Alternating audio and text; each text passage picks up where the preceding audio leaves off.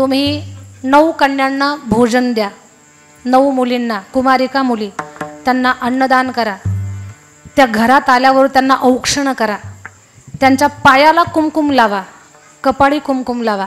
दसऱ्याच्या दिवशी आपल्यापेक्षा वयानं जे मोठे आहेत आपल्या परिवारातले लोक, त्या सगळ्यांचं दर्शन घ्या. दसऱ्याच्या दिवशी, विजयादशमीच्या दिवशी या गोष्टी विसरायच्या नाही.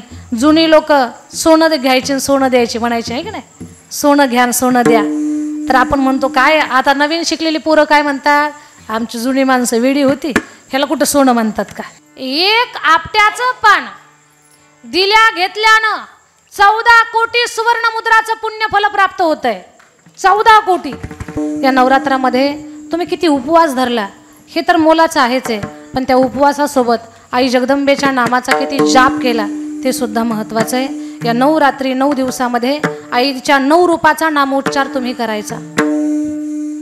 आईचं पहिलं रूप आहे शैलपुत्री, दुसरं आहे ब्रह्मचारिणी, तिसरं आहे चंद्रघंटा, चौथं कुष्मांडा, 5वं स्कंदमाता, नंतर कात्यायनी, कालरात्री, महागौरी आणि सिद्धिदात्री. या 9 दिवसामध्ये एक जप करायचा आहे. ओम ऐं ह्रीं ह्रीं क्रीं शैलपुत्रे नमः, ओम ऐं ह्रीं क्लीं ब्रह्मचारिणे नमः. असं 9 देवींचं नाव घेऊन या मंत्राचा जाप केला तर ही आई भगवती आपल्यावर कृपा करायला वेळ लावणार नाही.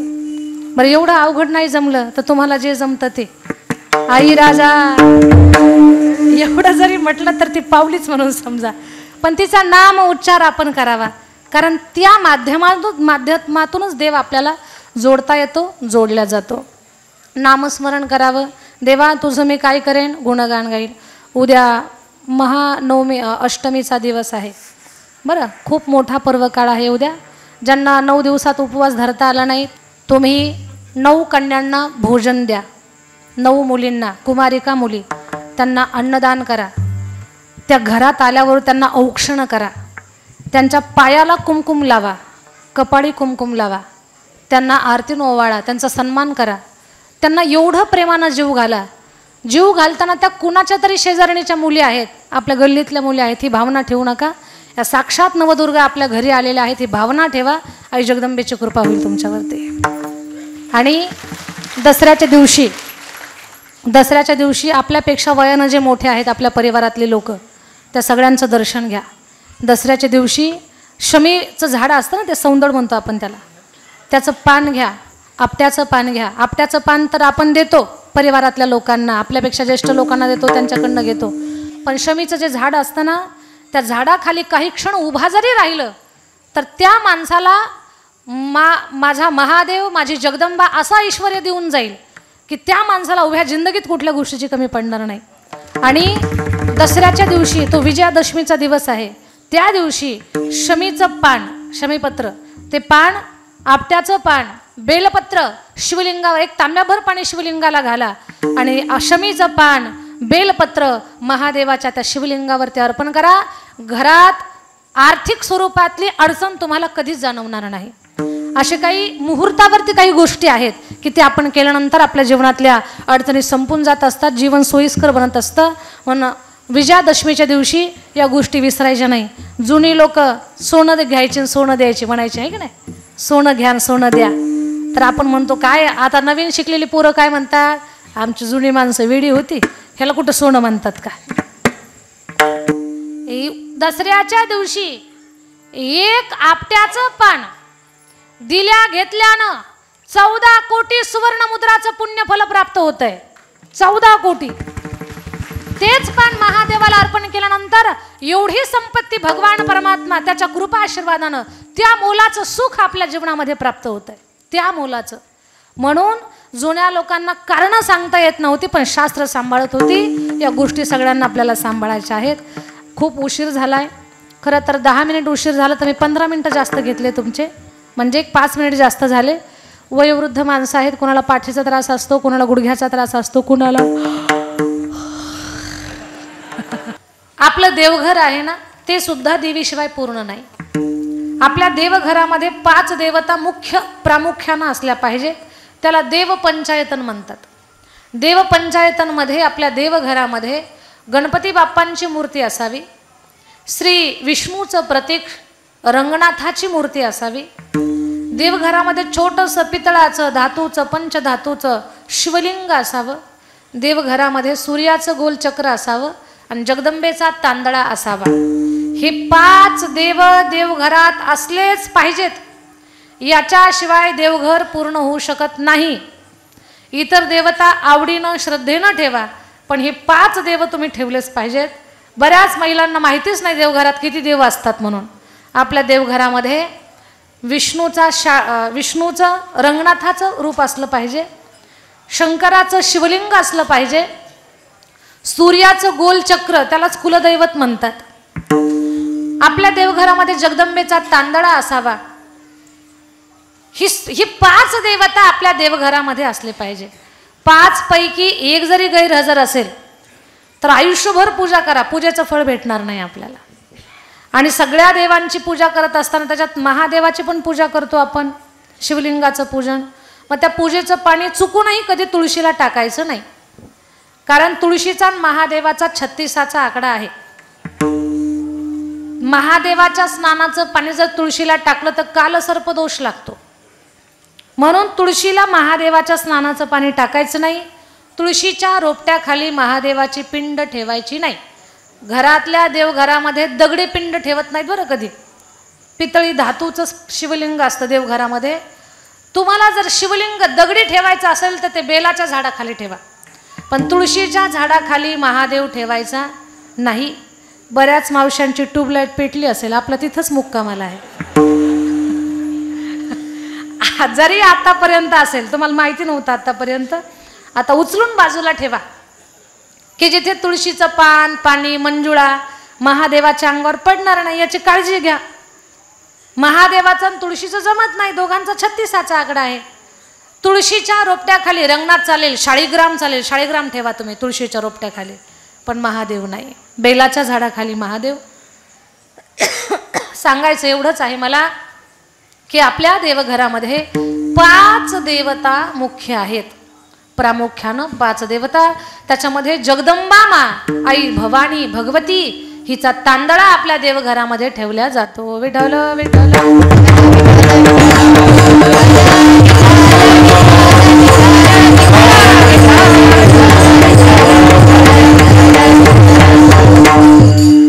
तर आईचं प्रत्येक घरात ठाणं आहे. तिच्याशिवाय देवघर सुद्धा पूर्ण नाही. जगदंबेची मूर्ती तिचा तांदळा देवघरात जर नसेल तर आपलं देवघर पूर्ण होणार नाही, आपली पूजा कधी पूर्ण होणार नाही. मग प्रत्येकाच्या देवघरामध्ये जर देवीचं स्थान आहे तर देवीशिवाय आपण पूर्ण कसे? आपलं जीवन तिच्याशिवाय पूर्ण नाही. आणि विशेष तिची जाणीव व्हावी, तिची महती आपल्याला कळावी, याच्यासाठी हिंदू धर्माच्या अनुसार आपल्यामध्ये नवरात्र साजरा करण्याची पद्धत आहे. नवरात्र 9 रात्री 9 दिवस आईचं जागरण केलं जातं. खरं सांगा मला आठवणीनं, देवीचे जेवढे उपवास कडक केल्या जातात आणि सलग 9 उपवास देवीचे पकडल्या जातात, म्हणजे जास्तीत जास्त प्रमाणामध्ये लोक 9 दिवस देवीचं व्रत करतात. एवढं कुठल्या देवाचं करतात का? नाही करत एवढं. देवीचं जास्त विशेषत्वानं अगदी अन्नाच्या कणालाही स्पर्श न करता फराळ खाऊ आपण, किंवा खातात लोक फराळ, पण अन्न खात नाहीत.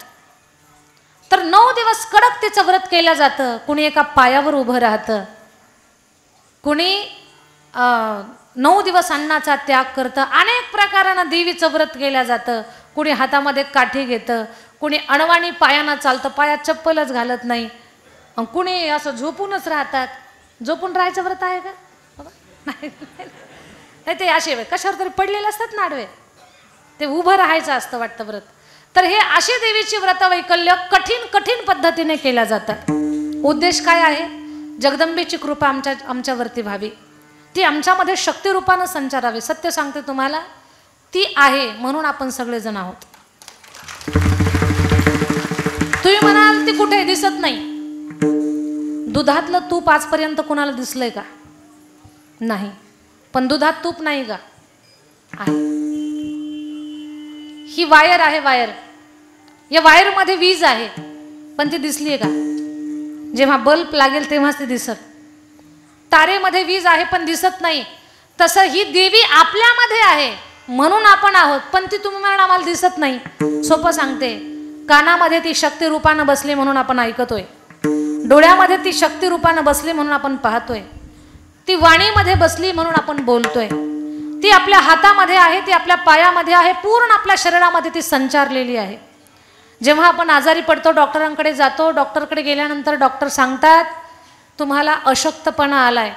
नेमकं काय डॉक्टर साहेब? डॉक्टर साहेब सोपं सांगतात, तुमची शक्ती कमी झाली. पूर्ण शरीराचं हालचाल, धावणं, पळणं, उठणं, बसणं जे आहे ना, ती शक्ती आतमध्ये संचारली, तिच्यामुळे आहे. डॉक्टर सांगतात तुमच्यातली शक्ती कमी झाली. डॉक्टर अजिबात असं म्हणत नाही तुमच्यातला ब्रह्मा कमी झाला, तुमच्यातला विष्णू कमी झाला, तुमच्यातला महेश कमी झाला, असं अजिबात म्हणत नाही. काय म्हणतात डॉक्टर? तुमच्यातली शक्ती कमी झाली. जेव्हा कानांची शक्ती निघून जाते तेव्हा माणूस बहिरा होतो, जेव्हा डोळ्यातली शक्ती निघून जाते तेव्हा माणूस आंधळा होतो, जेव्हा वाणीतली शक्ती निघून जाते त्यावेळेस माणूस मुका होतो, हातापायातली शक्ती निघून जाते त्यावेळेस माणूस लुळाखुळा होतो. ती आपल्यामध्ये शक्तिरूपानं प्रत्येक अवयवामध्ये ती संचारली आहे, म्हणून हा सगळा आपला व्यवहार चालू आहे. माझी विनंती आहे, शक्तीचं खूप मोठं दान आपल्याला आहे, तिच्यामुळे आपला सगळा व्यवहार चालू आहे, तिचा थोडासा आपण सगळ्यांनी सन्मान केला पाहिजे. काही लोक फक्त नवरात्री 9 दिवसच पत्नीला गोड बोलतात, बहिणीला फोन लावतात, लेकीच्या डोक्यावरनं हात फिरवतात, आईच्या पाया पडतात, फक्त 9 दिवस. आणि हे नवरात्राचे 9 दिवस संपले की यांच्यातला हिरण्यकश्यपू जागाच झाला समजायचं. तसं करू नका. फक्त 9 दिवस नाही तर आपल्या डोळ्याला दिसते त्या स्त्रीमध्ये आपल्याला शक्तीच, जगदंबाच दिसली पाहिजे, आई भगवती दिसली पाहिजे. स्त्रियांचा सन्मान आपण करायला शिकलं पाहिजे.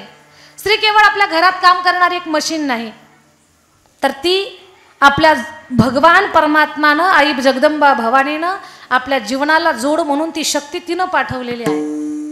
म्हणून स्त्रियांचा सन्मान केला पाहिजे. आता रोजच्या कीर्तनात तुम्ही ऐकलंच असेल की नवरात्र तेव्हा साजरा होईल जेव्हा आपण स्त्रियांचा सन्मान करू तेव्हा. तर मी याच्या पुढे जाऊन सांगणार आहे तुम्हाला, स्त्रियांचा सन्मान फक्त पुरुषांनीच करावा असं नाही, तर स्त्रियांचा सन्मान स्त्रियांनी सुद्धा करावा. स्त्रीचा सन्मान स्त्रीनं सुद्धा केला पाहिजे. जर वाटत असेल तुम्हाला खरा नवरात्र आमच्या घरात साजरा व्हावा, कधी होईल खरा नवरात्र साजरा? ज्या दिवशी सासू सुनेचं भांडण संपेल ना, त्या दिवशी घरात खरा नवरात्र साजरा होईल. ज्या दिवशी सासू सुना माय लेकी सारख्या राहतील त्या दिवशी नवरात्र साजरा होईल. ज्या दिवशी जावा जावा सख्या बहिणीसारख्या राहतील त्या दिवशी नवरात्र साजरा होईल. ज्या दिवशी नणंद आणि भाऊजाई या मैत्रिणीसारख्या जगतील तेव्हा खरा नवरात्र साजरा होईल. आज आपण पाहतोय सासू सुनेचं भांडण आहे घरामध्ये, पण आताच्या सासवांना थोडंसं हात जोडून समजावून सांगेल मी, 2024 मध्ये सासूनं सुनबाईला डुसपूस करायचं नाही. कारण आताचा काळ सासूचा, रिकाम्या जागा पटपट भरत झाला. आताचा काळ सासूचा, काळ कुणाचा आहे आता?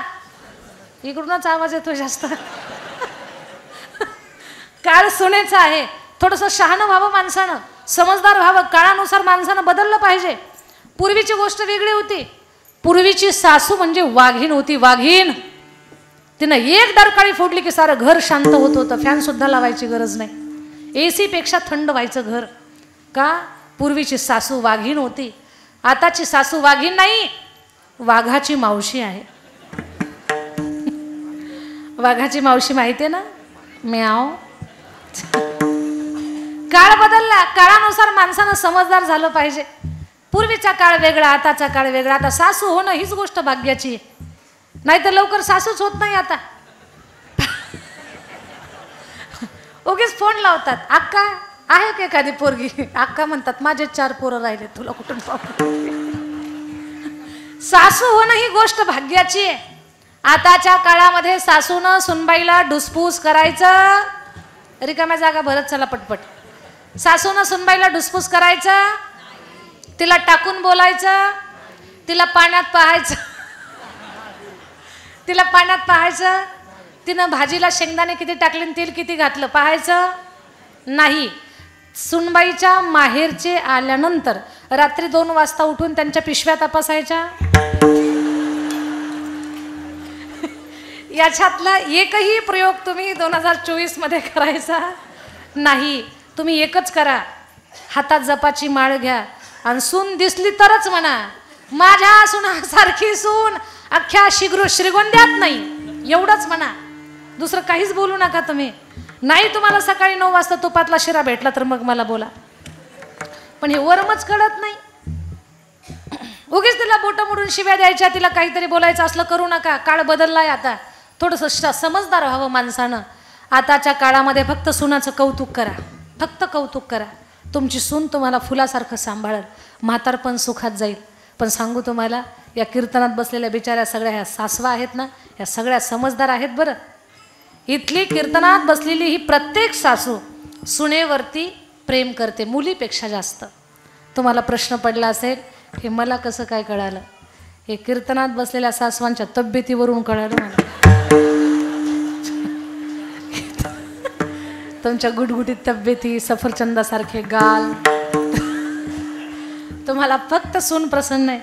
बरं, तुम्ही काय साळवंदीवीला आल्या असता जर घरात सुनाचं तुमचं भांडण असतं तर?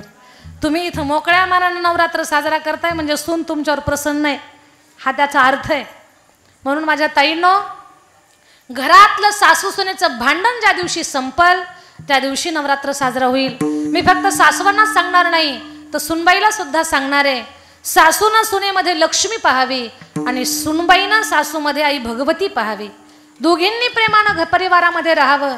ज्या घरामध्ये सासू सुनेचं प्रेम आहे त्या घरामध्ये इंद्राची संपत्ती, कुबेराची संपत्ती आणि इंद्राचं ऐश्वर्य त्या घरामध्ये नांदत असतं, हे समजून घेतलं पाहिजे.